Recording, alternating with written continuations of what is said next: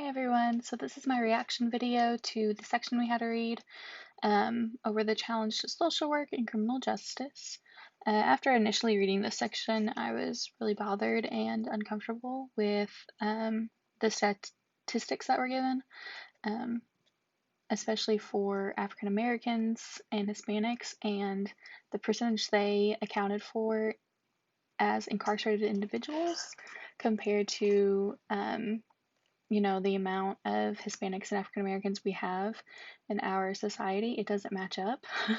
um, of course, it goes on to say that in that section, that individuals that are in the correctional system, they don't represent the larger society as well. So for me, looking back on that and thinking about that, obviously there are systematic issues that need to be looked at, and the best way I can think of even doing that is to backing away, not looking at the individual, but looking at more of the neighborhood, the areas that these people are coming from that are incarcerated, um, and just the bigger picture. I'm more of a macro person myself, so I tend to take that approach anyways. But I wonder if that would give further insight, as the section says, that these are individuals that are coming from not a larger part of society, but places that are disproportionately poor and where there is less education. So I just wonder what difference would be made if we looked into the needs and try to meet the needs of those individuals that are from these neighborhoods.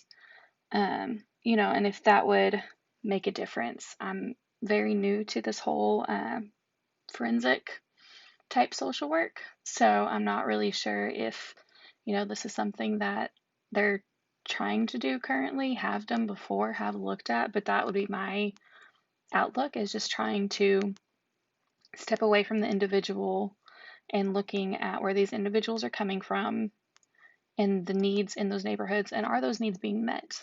I think that, along with things like ACEs, which also deal with the needs of individuals and if those needs are being met, kind of lead a person to being incarcerated in some cases, not having your needs met, having multiple ACEs. That's really hard on a person. And I say that as someone that even has ACEs myself. It's difficult. So, yeah, that's my reaction to this section. Just wondering if there's more we can do in these neighborhoods that there is less education, they are disproportionately poor, as well as looking at rehabilitation.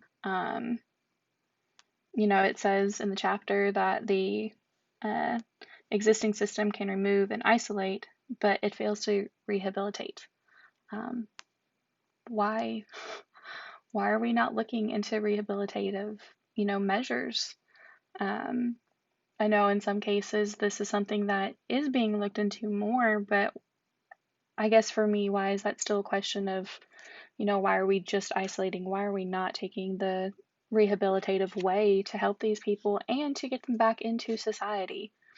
Um, I had a practicum at the end of my undergrad, working for the Kentucky Association of Sexual Assault Programs.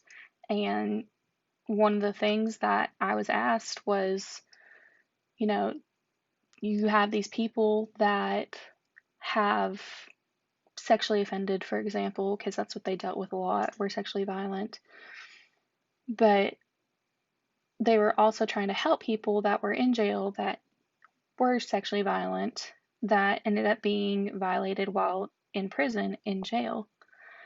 And I was asked the question of, do we want these people who are already broken to enter back into our society even more broken, or do we want to try and help them? So that was my biggest takeaway from that is, eventually people that are already broken will enter back into society, are in our society, so why are we not trying to help them the best that we can?